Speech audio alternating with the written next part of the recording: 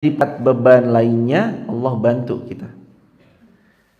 Jadi orang yang hari ini ada dalam tanggungan kita, sebenarnya mereka nggak sedang nyusahin rezekinya kita kok jamaah.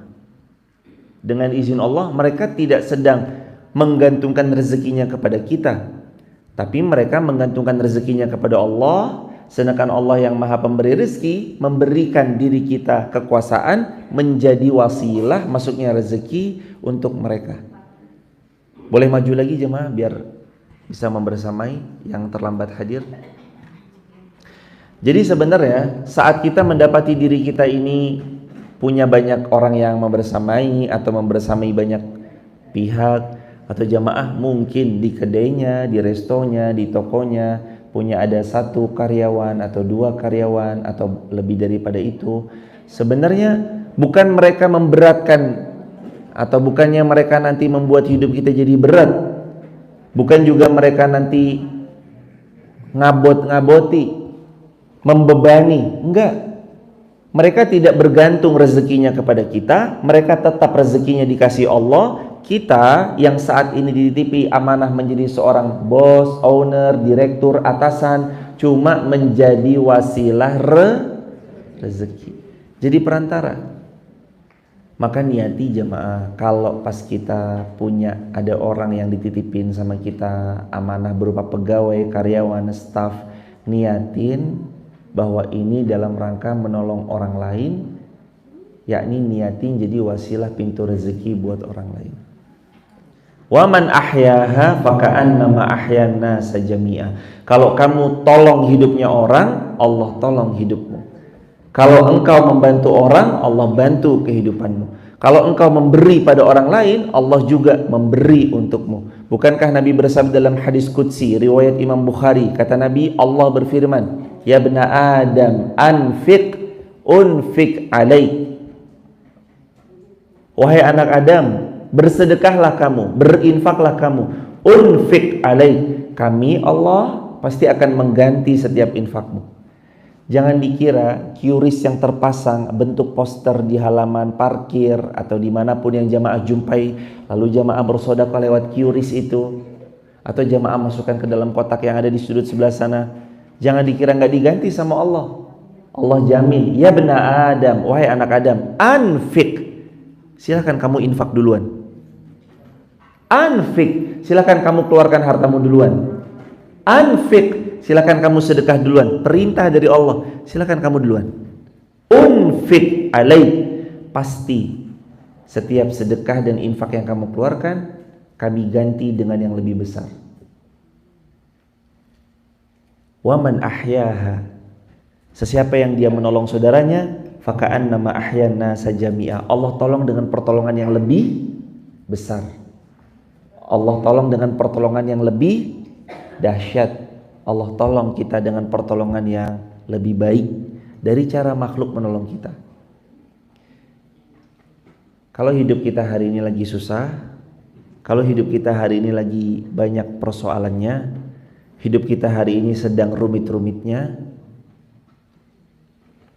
coba lakukan amalan menolong orang lain. Hidup kita kan lagi rumit, bingung nih, ini pertolongannya datang dari mana ya? Saya kok ngerasa kayak belum ada sinyal-sinyal hilal, belum ada nih, belum ada cahaya-cahaya yang bisa nyelesain masalah saya nih. Kalau kita lagi ada masalah dan kita nggak tahu cara nyelesainnya gimana, maka jawabannya mulailah menyelesaikan masalahmu sendiri dari menolong masalahnya orang lain. Karena kadang jemaah, satu-satunya hal yang kita perlu lakukan saat kita sedang dilanda masalah, bukan buru-buru mencari solusinya dulu. Allah firmankan, ya ayyuhalladzina amanu ista'inu bis-sabri was-salah. Wahai hambanya Allah, kalau kamu punya masalah, kamu sabar, lalu kemudian kamu sholat. Itu kan yang Allah pinta dari kita. Bukan buru-buru, wahai orang-orang beriman, kalau kamu dilanda masalah, wahai orang-orang beriman, kalau kamu terbebani oleh masalahmu yang berat, maka silakan wahai orang-orang beriman, hendaknya kamu mencari solusi segera. Belum sampai sana, tapi Tapi Allah berfirman, wahai orang-orang beriman, minta tolong kepada Allah, caranya sabar dan sabar orang lain, jaga hidupnya orang lain. Kata Nabi SAW, tidak beriman, bahkan ya hadis masyhur ya jemaah, dari kecil kayaknya kita pernah hafal hadis ini. Tidak beriman seseorang yang mendapati dirinya kenyang sedangkan tetangga dekat pintu rumahnya kelaparan. Tidak beriman seseorang yang perutnya kenyang sedangkan tetangga dekat pintu rumahnya kelaparan. Islam ngajarin untuk peka, Islam ngajarin untuk memperhatikan lingkungan sekitar. Bukan cuma memperhatikan diri kita kenyang oke, tapi lingkungan kelaparan. Kita bisa berpesta pora tapi lingkungan gak diundang. Dan ini hal yang jadi perhatiannya Rasulullah SAW juga. Sabda Nabi SAW, sesungguhnya seburuk-buruk walimah, seburuk-buruk pesta dalam pernikahan adalah yang kaya diundang, yang miskin diabaikan, nggak diundang. Seburuk-buruknya pesta adalah yang kaya diundang, yang miskin tidak diundang. Perhatian buat hadirin semua yang sebentar lagi menikahkan anaknya. Jangan cuma yang diundang yang kaya-kaya aja. Kenapa Pak ngundang yang kaya-kaya? Biar amplopnya tebel.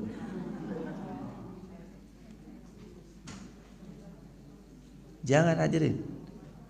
Nabi itu naruh perhatian sampai sedetil itu loh jemaah. Seburuk-buruk walimah adalah yang kaya diundang, yang miskin tidak.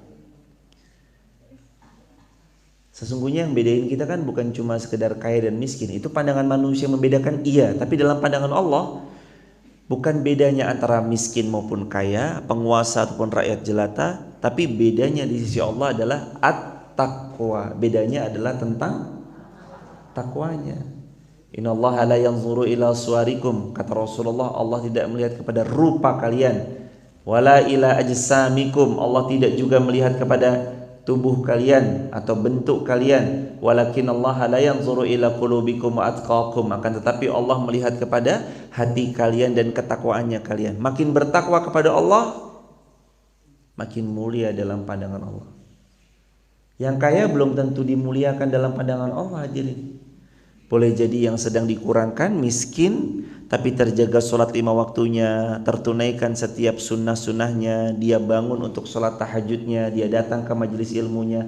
Allah yang jaga mereka penuh dengan kemuliaan. Hadirin saya tanya ya, ujian orang itu berbeda-beda, betul? Kalau jamaah hari ini punya uang 10 miliar, kira-kira jamaah masih ngaji subuh-subuh di sini enggak? Enggak ini guys. Ada yang jawab enggak, ada yang jawab masih. Ujian kita nanti terlihat jelas ketika banyak di antara kita bergelimang harta. Ujiannya di situ. Tetap mau ngaji istiqomah atau mau balik kanan bubar jalan. Sekarang kan kita menjawab dari psikologi kita yang belum diuji oleh harta. Misalnya contoh, kita masih cukup, alhamdulillah, makanya ngaji budal. Lah kalau orang itu kan punya harta beda lagi, beda gayanya jemaah. Artinya harta itu kadang membuat orang berbeda gaya. Waktu belum punya uang, ngajinya sergep. Begitu punya uang, ngapain sih? Tak jalan-jalan ke sana, tak jalan-jalan ke sini. Walhasil kemana batang hidungnya? Nggak pernah nampak, nggak pernah terlihat. Zaman Rasulullah ada seorang sahabat Nabi, awalnya itu miskin. Mohon maaf, beliau miskin sekali sampai sarungnya berdua sama istrinya, dipakai gantian. Sarungnya tuh dipakai gantian. Jadi suaminya habis sholat tuh jarang zikir, Assalamualaikum, Assalamualaikum, bukannya Allahumma antas salam, tapi Allahumma lantas jalan. Langsung jalan gitu, langsung pergi. Rasulullah kan nanya, kamu kenapa kok habis sholat, habis salam jarang duduk zikir yang tenang gitu? Jawab beliau, ya Rasulullah, soalnya sarung saya ini dipakai gantian sama Istri saya juga mau sholat on time tepat waktu. Tapi karena sarung kami cuma satu, maka saya harus cepat-cepat biar istri saya bisa sholat secara on time tepat waktu. Ya Rasulullah, kata laki-laki ini, ya Rasulullah, doakan saya supaya kaya raya. Nanti kalau saya kaya, nih kata dia nih, nanti kalau saya kaya, saya akan berzikir lama-lama. Nanti kalau saya kaya, saya siap membersamai dakwahnya Anda ya Rasulullah. Ini kata dia sebelum diuji kekayaan. Hari pertama Nabi nggak doain, nggak didoain sama Nabi. Besoknya datang lagi ke Nabi, ya Rasulullah, doakan saya supaya kaya raya dong. Nanti saya janji kalau saya kaya, saya zikir lama-lama, nanti saya bantu dakwah Anda dan segala macamnya, saya membersamai kebaikan-kebaikan. Nabi belum doain yang kedua. Yang ketiga lah datang lagi besoknya. Nabi doakan jemaah, ya Allah kayakan hambamu yang satu ini. Ya Allah kayakan hambamu yang satu ini. Auka maqal, Allah kuasakan orang ini kaya dengan seizin Allah. Setelah dianugerahi oleh Allah kekayaan, orang ini lupa jemaah, gak pernah lagi sholat di masjid, gak pernah lagi taklim bareng Nabi, gak pernah membersamai jalan-jalan kebaikan, gak pernah menolong potensi amal jariyah, gak pernah menyapu peluang jariyah, dan dia gak peduli sama hidupnya orang lain. Dia sibuk dengan kambingnya, ternaknya, untanya. Sampai-sampai Rasul nanya, kemana si fulan? Dulu rajin dia sholat. Dijawab sama sahabat, ya Rasulullah, si fulan udah kaya, sekarang dia sibuk dengan ternaknya. Jarang dia Rasulullah sholat sekarang. Jarang ngaji dia Rasulullah, sudah kaya dia. Nabi bersabda, bawa satu utusan, suruh datang pada laki-laki itu untuk memintai zakat dari laki-laki itu. Karena udah mampu berzakat nih laki-laki ini. Ketika utusan Nabi ini datang ke laki-laki ini, lalu aku datang diutus Rasulullah untuk datang kepadamu meminta zakat. Kewajiban yang Allah tetapkan kepada hamba yang telah sampai haul dan nisab. Dan hartamu sudah banyak, ternakmu sudah sampai pada nisab. Nisab itu batas wajib zakat, maka keluarkan zakatnya untuk kaum muslimin. Kata dia apa? Enggak dong. Saya ini dapat ini semua karena cerdasnya saya, karena kerja kerasnya saya. Pulang jamaah, utusan Rasulullah ngadu kepada Rasulullah. Lalu kemudian Rasul pun mendoakan, cabut kembali. Dicabut lagi, miskin lagi jamaah. Baru miskin, merapat lagi. Ya Allah ampuni, maafkan saya. Ini kisah pernah terjadi pada zaman Rasulullah. Artinya kita tuh akan diuji jamaah.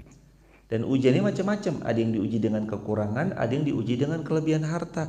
Makanya kami pesan, nanti kalau Allah kasih tiba-tiba hartanya banyak, entah itu karena warisan atau karena apapun, termasuk karena anaknya yang sukses di Jakarta, Surabaya, Kalimantan, Pontianak, Makassar, Papua. Kalaupun Allah kasih kita kelebihan harga, sing waras. Sing apa jamaah? Yang waras. Karena kadang orang begitu megang banyak uang tidak waras. Banyak uang malah gak sholat, banyak uang malah gak ngaji, banyak uang malah gak hadir taklim, banyak uang malah malas subuhan. Yang lebih parah lagi, ini mah belum uangnya banyak, males sholat. Ya Allah, kadang kasihan mat. Udah mah uang belum banyak, hidup mah masih banyak masalah, malah menjauh dari Allah. Menjauh dari Allah, gak mau sholat, disuruh puasa ya gak mau puasa, suruh ngaji ya katanya sibuk. Tuh eman-eman jamaah, eman. Makanya nanti tolong diingetin ya jamaah, termasuk mungkin sama anaknya jamaah. Anaknya yang lagi merantau ke luar kota, lalu nanti pulang berhasil, bilang sama anaknya, le sing waras, anakku kamu harus waras. Soalnya kadang, astagfirullahaladzim ya Allah, semoga Allah memuliakan kita semua. Kadang orang itu seringnya lulus kalau diuji dengan kemiskinan. Lulusnya gimana caranya? Sabar, lulus. Ya Allah, terima kasih atas keadaan yang Engkau izinkan aku ada di dalamnya. Hamba bersabar dengan ujian ini semua. Lulus jemaah, cukup dengan sabar. Tapi saat Allah uji kekayaan, banyak yang gak lulus. Rumah dibeli padahal belum haji, mobil dibeli padahal belum pernah berangkat umroh, handphone mahal-mahal 1 terabyte, iPhone 15 Pro Max harganya 35 juta dibeli oleh dia padahal dia belum haji, belum umroh.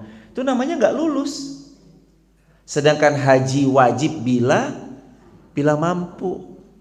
Kenapa kok mampu beli rumah gak mampu haji? Ini kan namanya menyepelekan Allah. Kenapa mampu beli mobil ratusan juta tapi gak mampu haji? Ini kan namanya mengakhirkan Allah, mendahulukan perkara dunia.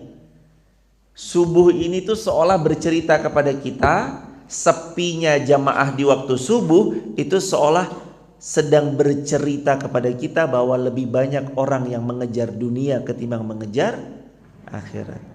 Ayo jemaah, pertanyaan yang sama kita ulang-ulang.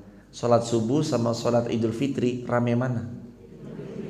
Padahal wajibnya sholat idul fitri atau wajib sholat subuh? Nah itu dia jemaah. Belum paham tentang prioritas berarti kita. Padahal yang jadi prioritas itu adalah yang wajib daripada yang sunnah. Tapi kan gak apa-apa setahun sekali. Lah itu dia. Ya benar setahun sekali yo rame jemaah. Tapi jangan pernah lupa, justru yang rutin itulah yang paling Allah cintai. Ahabbul a'mal, sabda Nabi, ahabbul a'mal indallahi adwamuha wa in qalla. Yang rutin walaupun sedikit. Al-A'mashi dan yang lainnya menuturkan dari Abu Salih, dari Abu Hurairah radhiyallahu an, ia mengatakan, aku menemui Utsman ibnu Affan pada saat rumahnya dikepung. Lalu aku katakan, aku datang untuk menolongmu wahai Utsman. Semua akan menjadi baik-baik saja wahai Amirul Mukminin. Ia mengatakan, wahai Abu Hurairah, apakah engkau senang membunuh manusia seluruhnya termasuk aku? Jawabannya tidak. Lalu ia mengatakan, jika engkau menghilangkan nyawa satu orang, maka seakan-akan engkau telah menghilangkan nyawa manusia seluruhnya.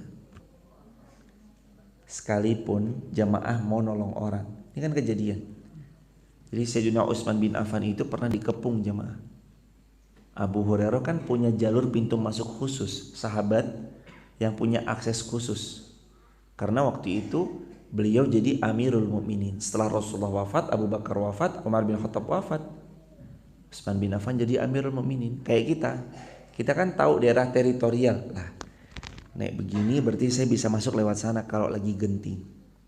Waktu Sayyidina Utsman rumahnya dikepung, masuk lewat jalur khusus. Lalu Sayyidina Abu Hurairah bilang, wahai Amirul Mukminin Sayyidina Utsman bin Affan, tenang saja, ada saya, insya Allah kami siap membantumu wahai Sayyidina Utsman. Apa kata beliau? Wahai Abu Hurairah, apakah kamu mau menghilangkan nyawanya manusia seluruhnya? Tentu tidak, kata Abu Hurairah.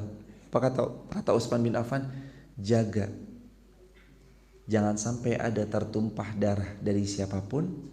Karena kalau kita membinasakan satu nyawa, seakan-akan kita telah menghilangkan nyawa manusia seluruhnya. Maka hati-hati betul Abu Hurairah dalam bersikap. Apalagi pada saat zamannya Sayyidina Utsman bin Affan itu bergejolaknya itu bukan antara orang kufar lawan kaum muslimin. Kalau pada zaman Nabi, Abu Bakar, Umar itu kan seringnya biasanya orang-orang kufar lawan kaum muslimin. Waktu zamannya Utsman ibnu Affan sama zamannya Ali bin Abi Thalib, terjadi itu mulai perang antara sesama kaum muslimin dan segala macamnya. Nauzubillah summa nauzubillahi min dzalik. Jadi mah ya kita dari sekarang jamaah yang memang harus berlapang-lapang dada. Kalau ada berbeda antara latar belakangnya, mungkin latar belakangnya berbeda, ingat sesama muslim itu bersaudara. Jangan musuhan cuma gara-gara beda organisasi, cuma gara-gara beda latar belakang, jangan musuhan. Jangan musuhan jamaah. Syahadatnya sama enggak? Sama. Kiblatnya sama enggak? Sama. Qurannya sama 30 juz? Sama. Kalau Ramadan sama-sama puasa? Sama. Nabi terakhirnya Nabi Muhammad. Sama. Syahadatnya adalah asyhadu an la ilaha illallah wa anna Muhammadar Rasulullah. Sama. Sama. Saudara kita berarti. Saudara kita berarti. Kecuali beliau bilang Nabi terakhir bukan Muhammad, tapi Nabi terakhir adalah Mirza Ghulam Ahmad. Nah ini PR. Puasa Ramadan tuh gak wajib. Lah ini baru dipertanyakan. Sholat itu gak wajib. Lah ini baru dipertanyakan. Ini namanya beda, berarti bukan sama jemaah. Quran itu gak 30 juz tapi 31 juz. Nah ini baru PR nih hadirin. Tapi kalau masih sama, ya tetap kaum muslimin, saudara kita. Jangan malah di kotak-kotakan atau dibelah cuma karena berbeda latar belakang. Jadi Sayyidina Utsman pesan jangan sampai ada nyawa yang melayang pada kejadian di mana waktu rumahnya Sayyidina Utsman ibnu Affan dikepung. Dan seperti itulah para sahabat, mereka menjaga jamaah. Bisa aja loh jamaah nanti diadu domba antara saudara sama kaum muslimin tuh. Udah yang paling benar, jangan sampai ada saling menjatuhkan kehormatan kaum muslimin selama benar-benar kita ketahui bahwa beliau adalah sesama kaum muslimin.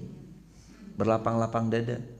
Nanti kalau ada perbedaan, berlapang-lapang dada daripada jotos-jotosan kan jamaah. Daripada saling gelut, bertengkar, nggak ada ujungnya, berdebat kusir. Masa yuk gara-gara kunut nggak kunut berdebat. Masa yuk gara-gara imam ngucap bismillahnya sir atau bismillahnya jar, debat sampai bertengkar berkepanjangan, jotos-jotosan. PR kita kan masih banyak ya jemaah. Israel tuh PR tuh jemaah. Filistin sama Israel. PR tuh Israel tuh. PR kita bersama-sama. Lah kok bisa-bisanya mungkin kita sibuk berdebat aja. Ini harusnya nih, kan kita kan jumlahnya lebih sedikit, harusnya sih keluar aja. Kan kemarinnya diceritain ya. Harusnya kan jumlah sedikit tuh harusnya udah tahu jumlahnya sedikit, yang mending keluar aja cari amannya. Loh, gak bahaya tah? Kalau ada seseorang itu jamaah yang dirahmati Allah membuka Al-Quran, maka dia akan mendapati jamaah Allah Subhanahu wa taala berfirman, kam min fi'atin qalilatin ghalabat mi'atan katsiratan biidznillah. Berapa banyak pasukan sedikit ghalabat mengalahkan fi'atan katsirah, jumlah pasukan yang katsir lebih banyak biidznillah, dengan seizin Allah. Ini mah bukan tentara sedikit atau tentara banyak. Dari dulu kaum muslimin udah biasa. 313 lawan 1000 perang Badar, biasa. 700 lawan 3000 perang Uhud, biasa. 3000 lawan 20.000, biasa.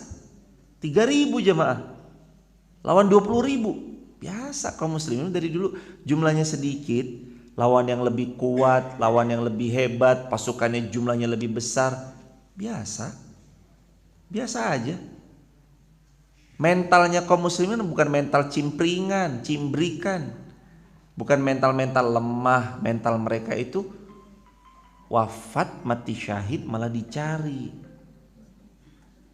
Jadi semangatnya itu semangat isyariman aumut syahidan.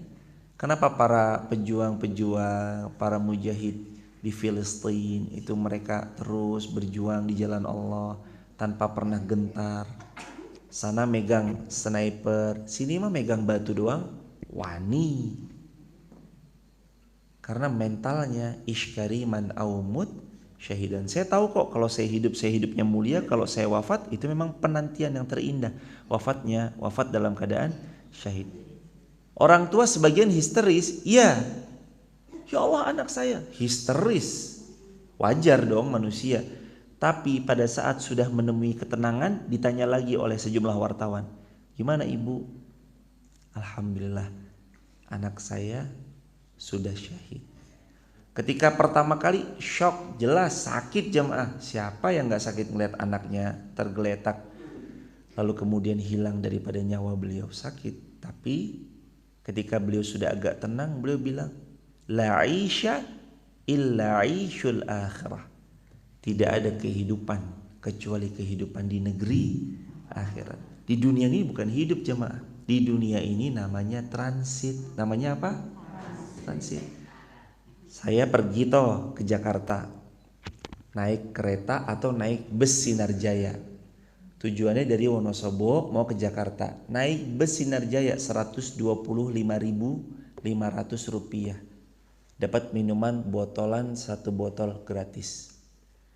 Kalau saya tahu tujuan saya Jakarta, ini dari Wonosobo, tempat transitnya menuju Jakarta adalah bis Sinarjaya, kira-kira saya pasang AC nggak di bis Sinarjaya di bangku saya?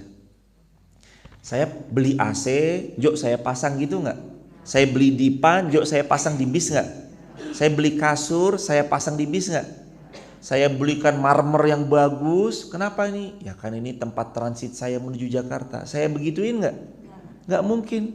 Nggak apa-apa, pokoknya bisnya bisa nggak nih dibundurin? Sudah mentok ya wes lah, mentoknya begini ya begini aja. Ada selimutnya nggak? Nggak ada. Ya udah nikmatin aja. Nggak bisa diselonjorin? Nggak bisa karena 125.500. Ya udahlah nikmatin aja. AC-nya kadang-kadang bagus AC-nya. AC-nya dingin. Kalau Sinja ya dingin. Tapi nanti kalau yang mau mahal sedikit silakan. Tapi kan tetap aja sekalipun mahal, first class, business class, atau bis sleeper yang bisa sampai tidur harganya 500.000 misalkan, tetap aja itu cuma untuk transit. Kalaupun mau masang AC, nanti tempat tujuan di Jakartanya pasang AC silakan karena itu rumah misalkan. Pasang dipan, beli kasur yang empuk 30 cm misalkan yang garansinya 25 tahun. Beli pasang marmer yang bagus misalkan atau apapun silakan. Tapi ingat, kalau di bis itu hanya sebagai transit. Dunia juga sama jemaah. Akhirat itu loh tujuan kita. Dunia cuma transit. Makanya yang difikirin tuh mbok yo akhirat gitu hadirin. Dunia jadi tunggangan untuk meraih akhirat. Jangan dunia mulu yang difikirin jemaah. Sesekali ya pikirin juga tentang yuk gimana sholatnya, gimana ngajinya, gimana waktunya. Waktu kita ini udah manfaat belum? Kalau belum, manfaatin lagi waktunya. Jangan sampai terbuang sia-sia. Ini tentang ayat 32. Barang siapa yang menjaga hidupnya satu orang, maka seakan-akan dia telah menjaga kehidupan manusia seluruhnya.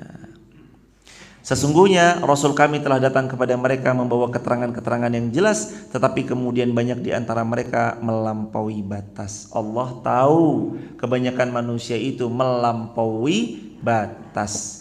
Jamaah punya uang, mampu membeli 1000 piring porsi makanan. Yang masuk ke dalam perut berapa piring? Maksimal 2, minimal atau 1 lah biasanya. Ujung-ujungnya walaupun kita punya uang bisa memberi 1000 mangkok bakso, yang dimakan ya cuma 1 mangkok.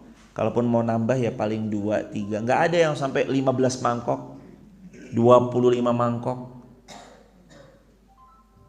Semut akan tetap hidup kalau dia merasa cukup dengan 1 butir gula. Tapi ketika semut memaksakan untuk memakan semua gula yang ada dalam toples, dia masuk ke dalam toples, dia mendapati gula dalam ribuan butir jumlahnya.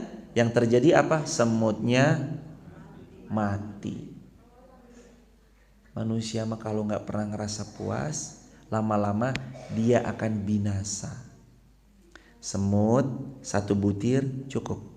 Tapi kalau semut maunya ribuan butir, dia akan binasa, masuk tenggelam di tengah ribuan butir gula pasir. Yang penting ngerasa cukup dulu. Bersyukur. Punya ya disyukuri, belum punya ya disabari. Coba diulangi. Punya disyukuri, belum punya sabar. Nek belum punya yo sabar. Karena manusia itu punya sifatnya melampaui batas. Ayat 33, ayo dilanjut. Hukuman bagi orang-orang yang memerangi Allah dan Rasul-Nya dan membuat kerusakan di muka bumi hanyalah dihilangkan nyawanya atau disalib atau dipotong tangan dan kakinya secara silang atau diasingkan dari kediamannya, yang demikian itu kehinaan bagi mereka di dunia dan kehinaan juga yang sangat amat besar bagi mereka sesudah dunia, yaitu di akhirat. Gara-gara apa? Memerangi Allah, memerangi Rasulullah. Kalau ada satu kebaikan, jangan ditolak tapi disupport. Harus diapain?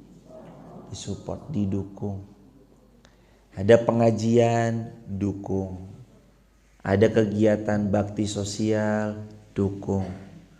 Ada kegiatan berbagi, dukung. Ada kegiatan mau bangun masjid, dukung. Ada kegiatan mau bangun pondok pesantren, dukung. Ada kegiatan buka sekolahan untuk anak-anak TK, PAUD, SD, SMP, SMA, ya didukung. Apapun selama itu kebaikan yang standar baiknya adalah sama dengan apa yang Allah firmankan dan Rasul sabdakan, wajib didukung. Jangan sampai malah dihalang-halangi. Karena Allah berfirman, siapa yang memerangi Allah, memerangi Rasulnya, menghalang-halangi orang untuk mendapatkan hidayah, menghalang-halangi orang untuk mendapatkan manfaat, menghalang-halangi orang untuk mendapat kebaikan, maka sesungguhnya ancaman hukuman bagi mereka adalah dipotong tangannya secara silang, nauzubillah, dihilangkan nyawanya atau disalib. Maksudnya dikatakan siapa yang memerangi Allah dan Rasulnya, yakni berbuat kerusakan, menghalang-halangi orang dari jalan Allah, membangkang, menentang Allah dan Rasulnya, ini merupakan identitas dari kekufuran, pemerasan, perampokan, membuat teror di berbagai jalan. Dan demikian inilah yang diungkapkan dalam kalimat ifsadu fil ard, membuat kerusakan di atas muka bumi dengan beragam macam jenis kerusakan. Maka orang yang berbuat kerusakan itu dinot dalam ayat ini hilang nyawanya, diperkenankan hilang nyawanya atau diperkenankan disilang daripada tangan ataupun kakinya. Ya memang sebab karena dianya kurang ajar jemaah, menebar teror, kerusakan dan segala macamnya. Na'udzubillah summa na'udzubillahi min dzalik. Tapi sekali lagi ya jemaah, siapa yang boleh menegakkan hukum had? Nah ini dijelaskan di sini. Suaranya terdengar, Mas? Terdengar semua suaranya? Tapi hadirin harus dipegang jelas-jelas bahwa siapa yang berhak melakukan hukum tersebut.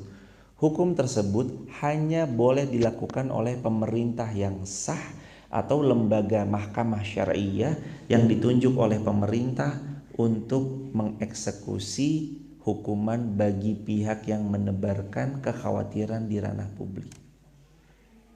Nyebarin berita hoax. Ternyata berita hoax itu disebarluaskan untuk karena menakut-nakuti orang supaya bisnisnya untung. Karena bisnis rasa takut itu juga ada. Bisnis rasa takut ini sehingga harus suntik A, suntik B, suntik C. Bisnis rasa takut.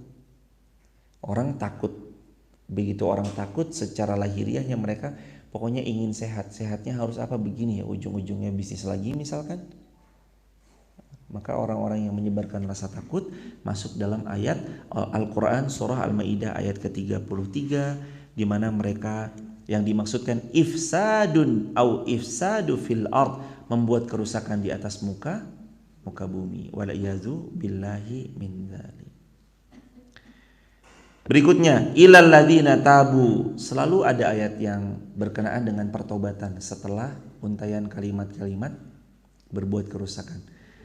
Illal ladzina tabu, kecuali orang-orang yang bertaubat.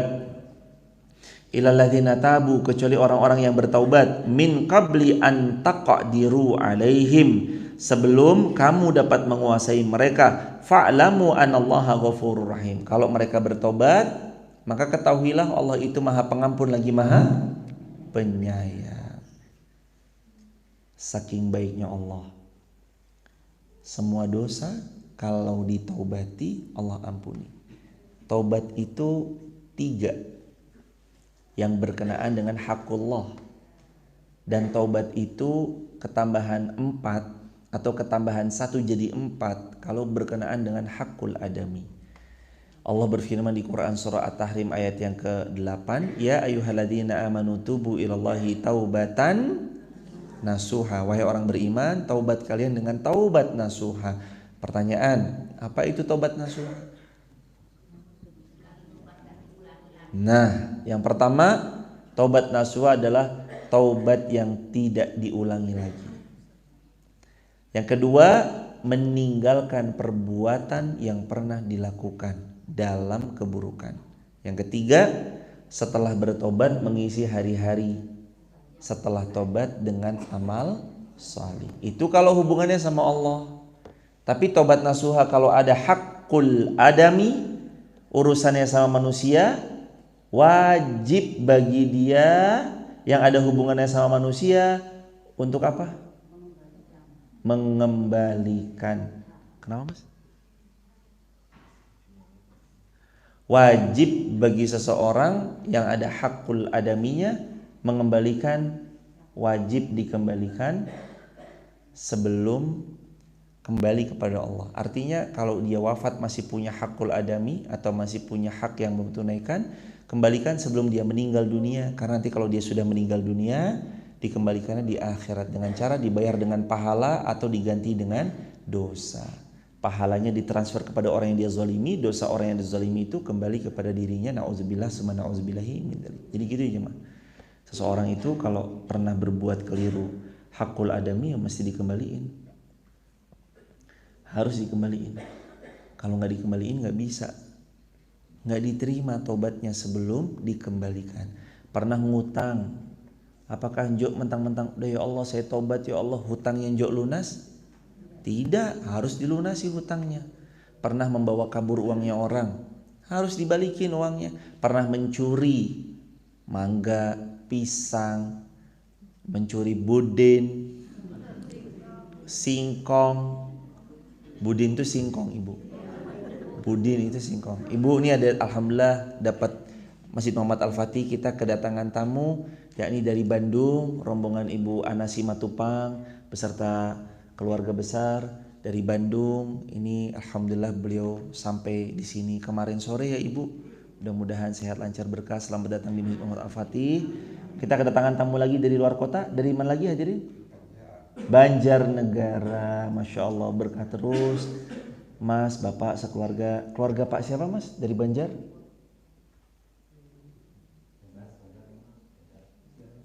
Banjar, Masya Allah. Sama Mas dari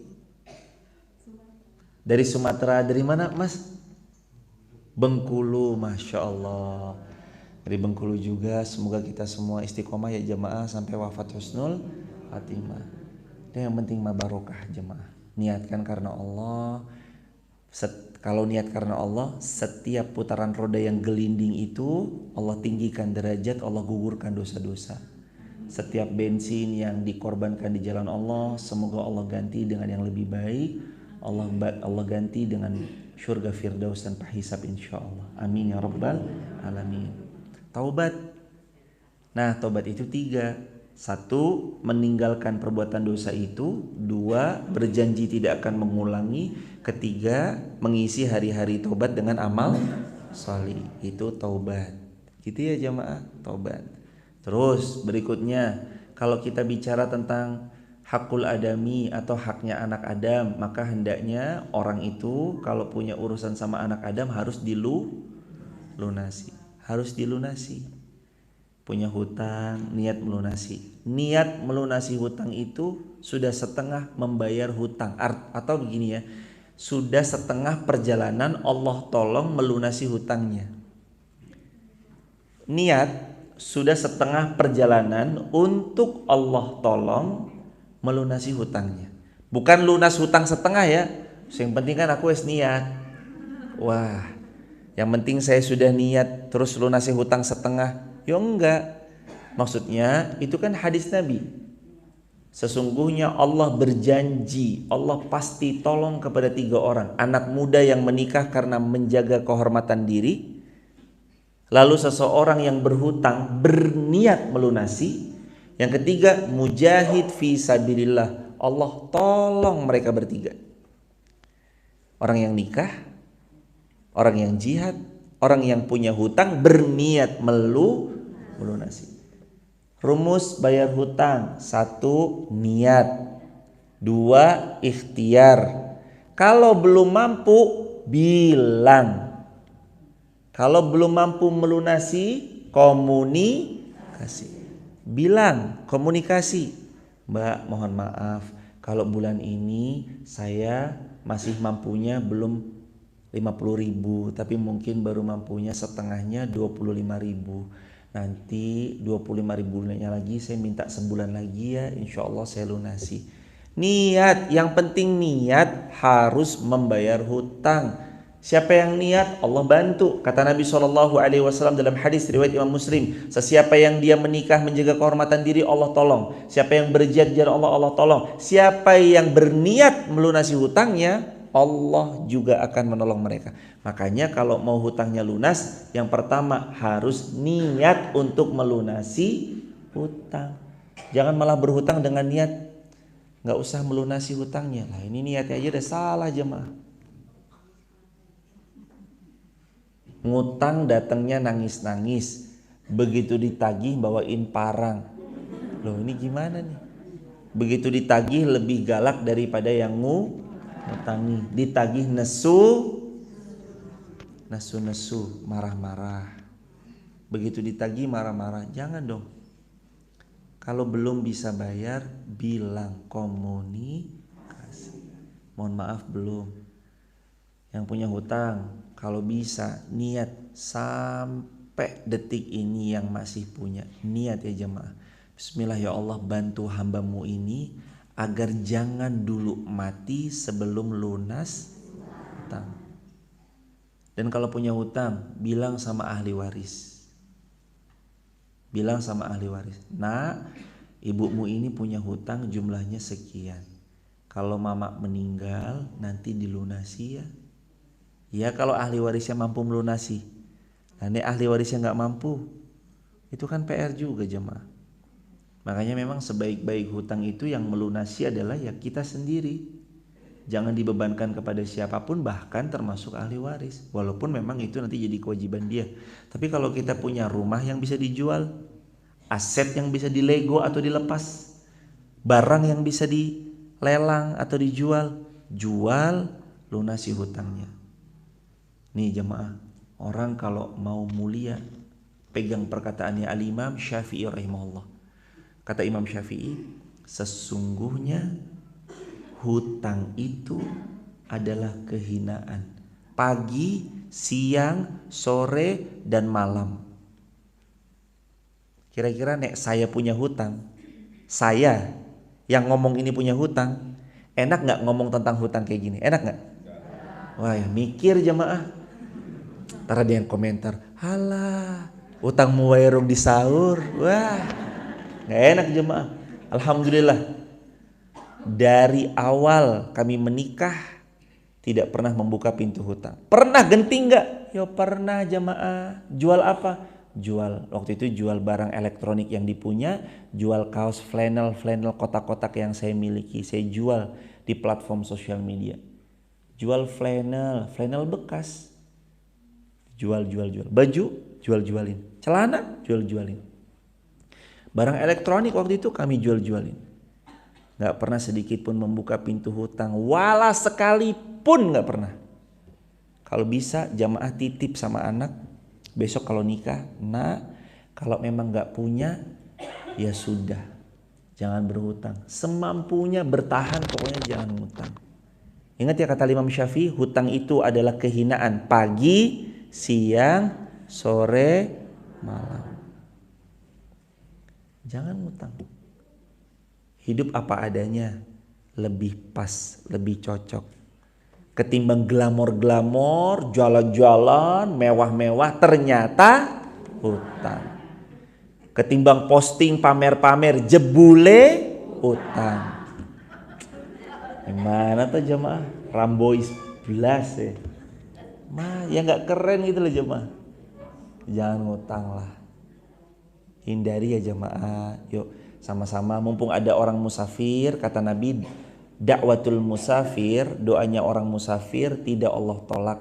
Termasuk ada musafir dari Bengkulu, ada dari Bandung, ada dari Banjarnegara yang lagi safar-safar. Ayo kita sama-sama aminkan doa ini. Ya Allah, mudah-mudahan siapapun yang menonton offline maupun online, kalau memang masih ada yang punya hutang, Engkau mudahkan untuk melunasi hutang beliau. Engkau angkat masalah-masalah beliau. Engkau jadikan hidup beliau tanpa hutang, hidupnya damai, tenang, sejahtera dan sentosa, istiqomah dalam kecukupan, qanaah dalam rasa syukur. Engkau sanggupkan, mampukan haji dan umrahnya, istiqomah sampai wafat husnul khatimah. Amin ya rabbal alamin. Pelan-pelan jamaah ya Allah, bismillah. Memang kayaknya mah hidup ini gak baik-baik terus. Hidup mah ada susahnya. Jamaah nih, mohon izin ya, jangan ngelihat hari ininya ya. Jangan ngelihat hari ininya ya. Dulu lihat juga. Nek hari ini, jenengan mah enak udah punya rumah.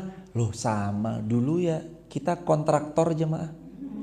Kontrak sana, kontrak sini. Kontrak. Kalau ada tamu suka-suka malu, hujan keterocohan. Yuk, pernah dilewati kok. Banyak tikus lalu lalang. Itu kok ada tikusnya rumahnya? Iya, peliharaan. Wah. Yo masa-masa susah yo pernah. Jadi jangan ngelihat orang tuh di hari ininya mereka, tapi mereka dulunya yo pernah sulit sama kayak kita. Maka nikmatin aja jemaah. Nikmatin aja. Taubat. Nah, ini kata Nabi juga begini jemaah. Orang taubat itu kawaladathu ummuh, seperti bayi yang baru lahir dari rahim ibunya. Pokoknya taubat aja. Nabi satu hari, inilah astaghfirullah wa atubu ilaih mi'ata marrah. Sabda Nabi, sesungguhnya aku beristighfar dan bertobat dalam satu hari 100 kali. Berapa kali? Siapa yang istighfar dan taubat 100 kali? Rasulullah. Ini aku, kata Rasulullah, la astaghfirullah wa atubu ilaih. Benar-benar mengucap mohon ampun, astaghfirullah wa atubu ilaih, dan aku memohon pertobatan kepada Allah mi'ata marrah, 100 kali. Istighfarnya Nabi berapa kali? Yang istighfar 100 kali siapa? Nabi loh jamaah, Rasulullah. Dosa kita sama dosa Rasul banyakan siapa? Yo jelas, banyakan dosa kita jamaah. Kita istighfar sehari berapa kali? Ayo, 3 kali 5. Kan habis salam, assalamualaikum warahmatullah, assalamualaikum warahmatullah, astagfirullah, astagfirullah, astagfirullah, Allahumma antas salam wa minkas salam, tabarak tayazal jalali wal ikram, subhanallah 33, alhamdulillah 33, Allahu akbar 33, la ilaha illallah wahdahu la syarikalah, lahul mulku wa lahul hamdu wa huwa ala kulli syai'in. Lah istighfarnya 3 kali per 1 sholat. Kalau 5 kali sholat, 3 kali 5 berapa? 15. Masa dosanya lebih banyak, istighfarnya cuma 15. Rasulullah saja sehari mi'ata marrah, 100 kali. Lah masa yuk kita dosanya lebih banyak, 15 kali jemaah. Rasul aja 100 loh jemaah. Berarti kita yuk harus lebih dari 100 istighfar, mohon ampun, taubat. Itu tuh bersihin dosa-dosa kita. Ngaji pahala nih, dicas, set, pulang ke rumah atau nanti pas ngantri sayur, jeng, ono gosip anyar. Itu baterainya langsung ngedrop lagi jamaah. Nanti sore, besok, malam Ahad ada pengajian, baterainya dicas lagi 100. Pulang pengajian, turun lagi. Itu imannya. Lah gimana cara ngecasnya? Sambil jalan sambil dicas. istighfar, taubat. Kalimatnya Nabi ajarkan gimana dalam hadis Muslim, astaghfirullah wa atubu ilaih. Ayo 10 kali, 1, 2, 3. Astaghfirullah wa atubu ilaih. Astaghfirullah wa atubu ilaih. Astaghfirullah wa atubu ilaih. Astaghfirullah wa atubu ilaih. Astaghfirullah wa atubu ilaih. Astaghfirullah wa atubu ilaih. Astaghfirullah wa atubu ilaih. Astaghfirullah wa atubu ilaih. Astaghfirullah wa atubu ilaih. Astaghfirullah wa atubu ilaih. Istighfar banyak-banyak. Rasulullah pernah bersabda, pembeda antara orang hidup dan orang yang mati istighfarnya, kata Nabi. Lalu ulama menjelaskan perumpamaannya. Kata ulama, perumpamaan orang-orang yang berzikir dengan orang-orang yang tidak berzikir adalah perumpamaannya seperti ikan yang ditarik dari airnya. Apa jadinya seekor ikan kalau diangkat ke daratan? Letak-letak gini-gini. Kenapa begini-begini? Mau cepat-cepat kembali ke air. Kalau didiamkan di dalam udara selama 1 hari, ikan ini pasti mati, jemaah. Mati. Ikan diangkat dari air mati. Tahu nggak apa yang membuat hidup kita begini-begini? Kayak ikan, nggak jelas. Bahkan hidup kita binasa, bahkan hidup kita hancur porak-poranda. Gara-gara kita jarang zikir. Coba ikan yang udah di udara, masukin lagi ke air. Plung, wah dia seneng lagi nanti dia. Kehidupan mukmin itu seperti itu. Zikir itu ibarat, zikir untuk orang beriman ibarat air untuk ikan, sumber kehidupan. Tidak berzikir seperti ikan, hidupnya bukan di air, penyebab kematian. Tahu nggak apa yang membuat kita nggak tenang, kelabakan, hidupnya rumit?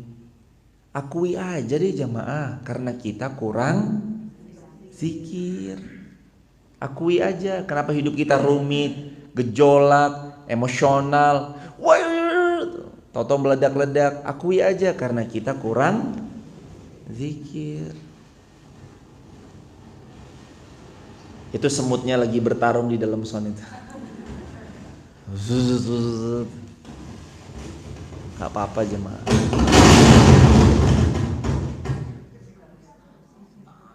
Gak apa-apa jemaah.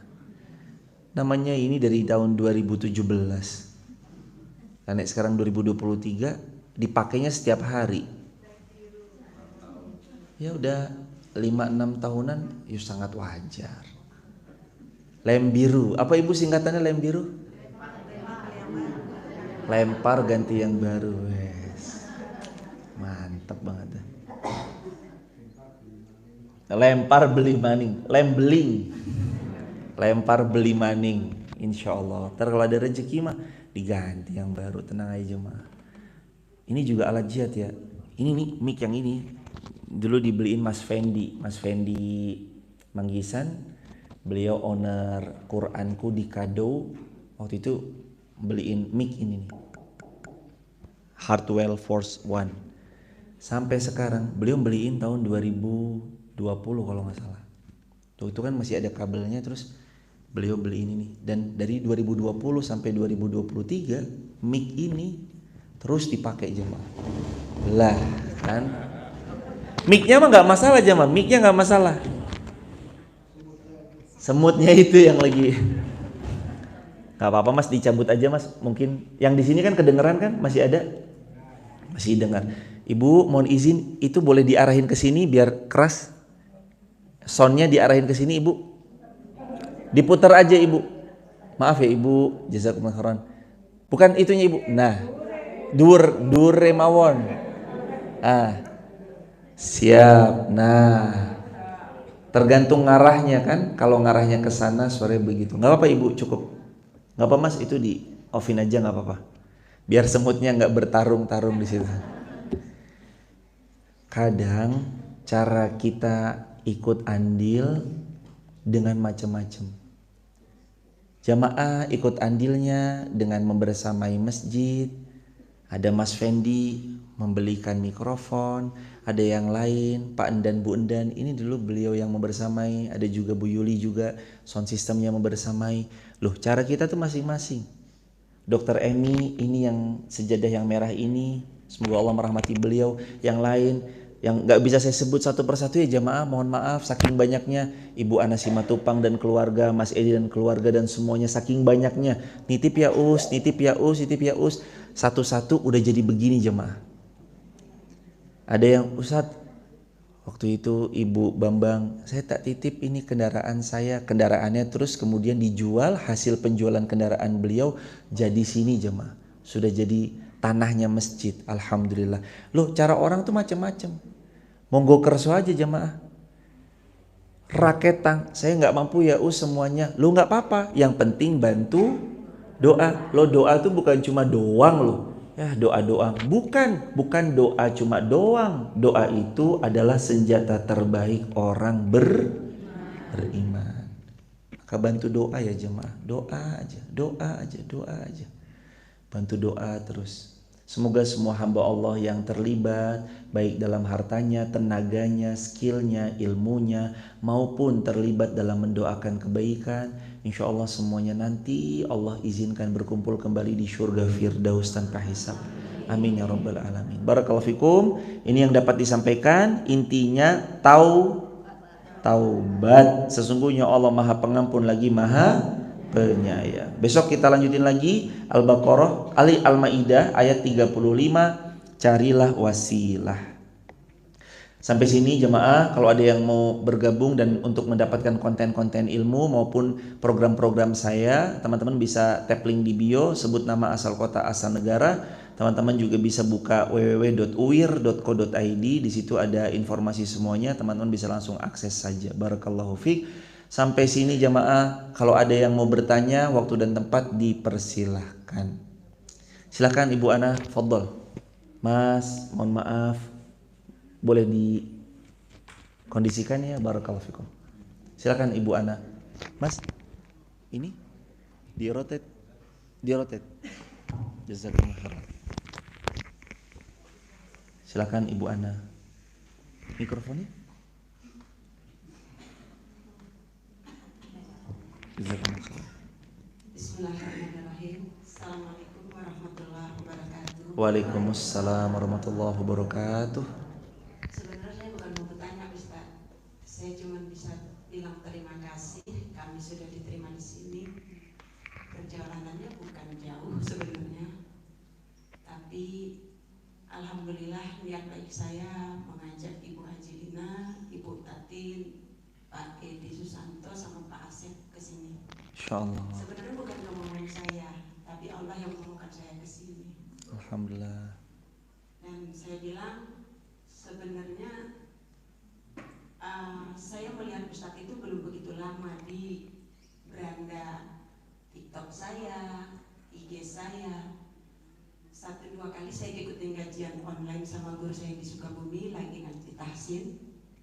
Kepencet jadi kelingking saya, tiba-tiba live itu ke Ustadz gitu. Masya Allah. Sampai 3 hari berturut-turut seperti itu, saya penasaran, ini Ustadz siapa ya? Waktu itu Ustadz masih di masjid Fatimah Garung. Saya pikir tulisan Garung itu Garut, ini salah ketik kali ya. Oh iya. Jadi saya bilang, ini kayaknya Garut, cuma salah ketik kali ini. Saya gituin. Terus pas minggu keberapanya, Ustadz ada di masjid ini. Saya lihat Muhammad Al-Fatih, tapi ada Wono Subuh, berarti di Jawa. Saya gitu. Nah, penasaran lagi, saya ikutin terus. Terus saya bilang gini, ya Allah, kadang saya lihat Ustadz buat ini ya, apa ya? Masjid. Masjidnya Iya benar. di sud semua. Saya lihatin ada sodakoh surut ya. Iya. Gituin. Terus saya berdoa, ya Allah, panggil saya untuk ke sana. Amin, Masya Allah. Pertemukan saya dengan jemaah di sana, bahkan sama ustadznya. Gak berapa lama Ustadz datang ke Bandung. Saya DM Ustadz atau chatting Ustadz, saya lupa yang pertamanya. Saya bilang, Ustadz boleh saya bantu masjidnya? Saya Masya Allah. Tapi saya minta nomor rekening BSI, kata Ustadz gak ada. yang Benar, ada Ibunda. muamalat. Nah yang kedua saya bilang lagi, ya Allah jangan cuma sekali saya ke situ, datangkan saya untuk ke masjid itu, pertemukan saya sama jemaah di sana, masyarakat di sana, jangan cuma sekali, seterusnya ya Rob. Amin, Kayak Masya datang Allah. Ustaz di Bandung, ketemu di Bandung, saya kan bilang waktu di parkiran Iya. itu Ustaz ya, Ustaz yang Masjid Bukuah, saya bilang gini, Ustaz nanti kalau saya silaturahmi di sana boleh nggak? Dengan senang hati kata Iya, Ustaz Bunda. ya. Nah, nggak berapa lama Ustaz pulang dari Bandung, saya bilang gini, di sholat tahajud saya bilang, ya Allah, saya selama ini memperhatikan masjid, memperhatikan pondok-pondok pesantren, tapi saya pengen di Pulau Jawa, tapi lebih jauh dari kota Bandung. Selama ini kan saya di Kota Bandung, Kabupaten Bandung Barat, Kabupaten Bandung, Sumatera, gitu Ustaz. Iya, Bunda. Dengan saya titip atau saya langsung datang. Nah kalau ke sini, saya memang niatkan begitu Ustaz pulang, saya bilang, apa yang berharga di diri saya ya Allah? Masya Allah. Saya bilang gitu, kalau masih ada harga diri saya di matamu, mudahkan saya untuk datang ke sana, langkahkan kaki saya ke sana dengan orang-orang yang soleh-soleh yang saya ketahui teman-teman saya pengajian. Alhamdulillah, saya nggak tahu Ustaz, saya lihat gini, rasakan saya punya kotak perhiasan. Masya Allah.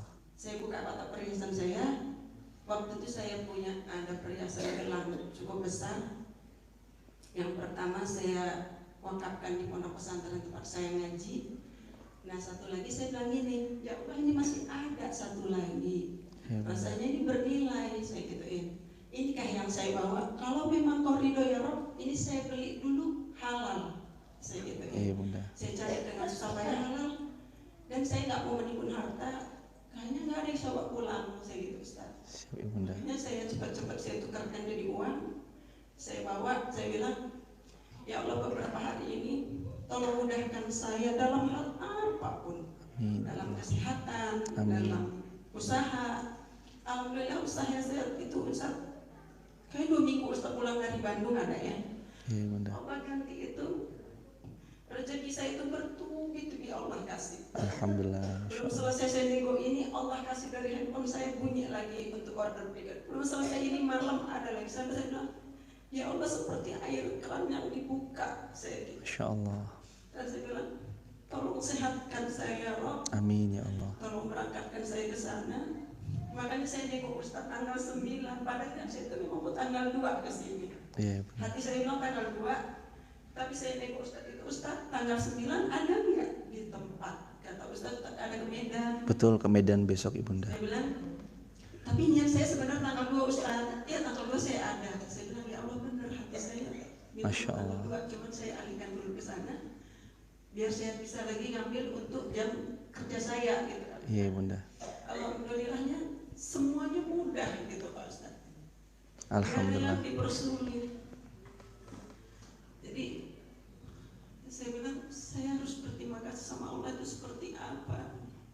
Saya melihat orang tua saya itu sehat, saya itu udah senang. Sementara saya terpisah dari orang tua itu cukup jauh. Jazakumullah khair, Masya Allah. Saya di Bandung, orang tua ada di Medan. Alhamdulillah, jujur Ustaz, saya di Bandung itu sendiri. Baik Ibu. Alhamdulillahnya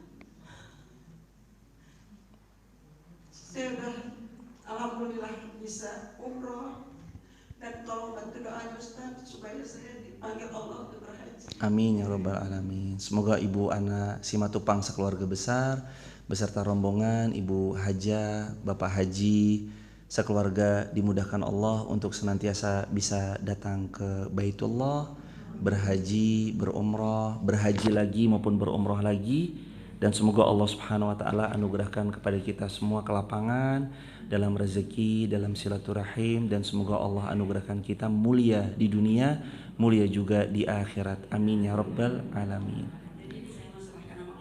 Jazakumullah khairan Ibu. Untuk pembangunan masjid,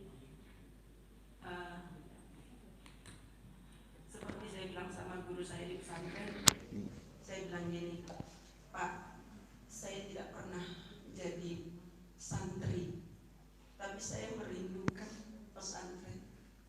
Hal apa yang saya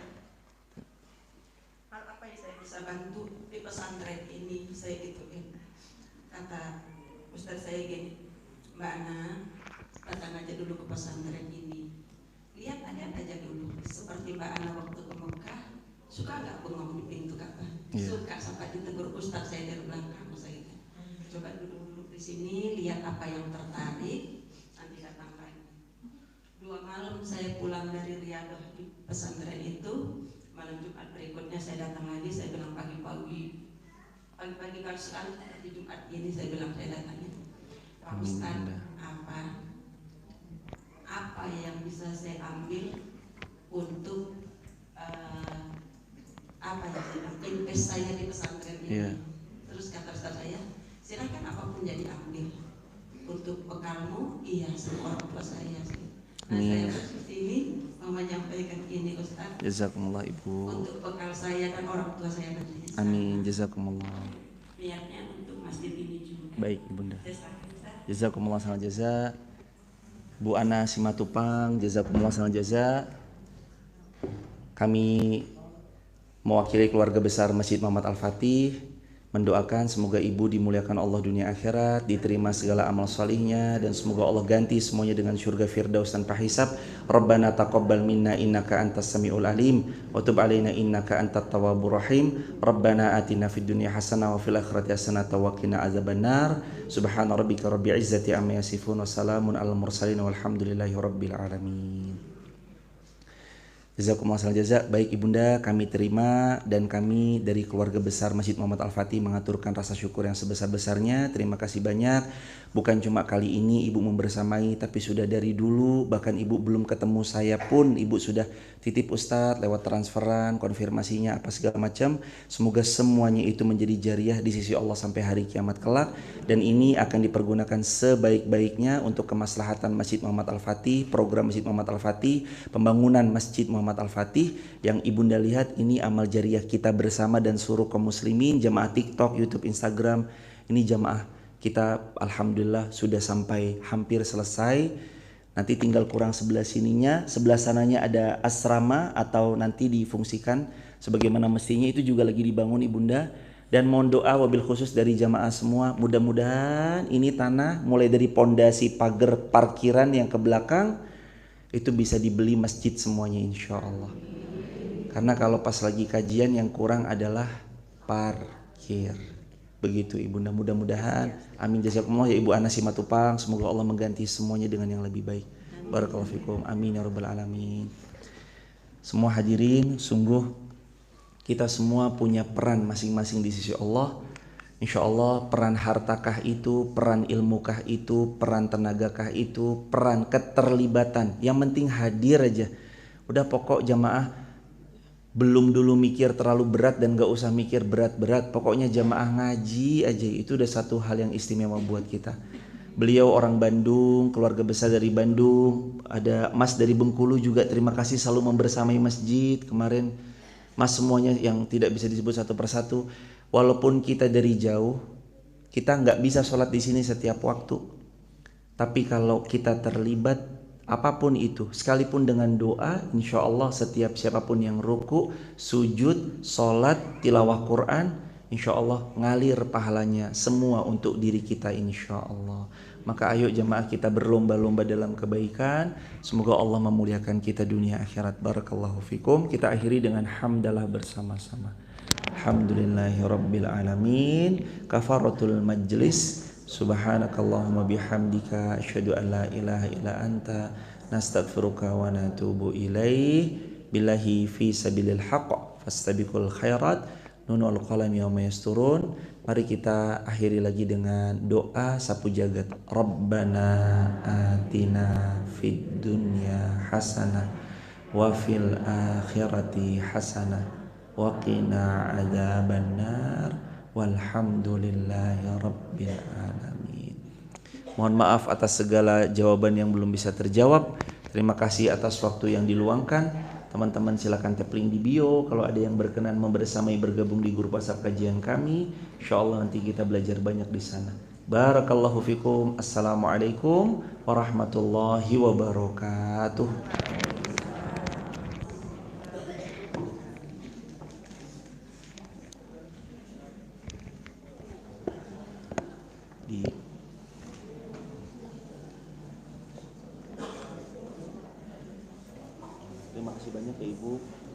Jazakumullah khairan ya Allah, ini semoga menjadi jariah buat kita bersama. Semoga Allah ganti dengan syurga kita bersama. Berkat terus Bu Ana Tufang, Ibu Waji, saya terus. Semoga Allah menjadi insyaallah. Teman-teman, insya Allah besok Februari kita umroh bareng ya, tanggal 21 insya Allah. Kalau masih hidup, semua akses informasi ada di www.uir.co.id ya teman-teman. Barakallah.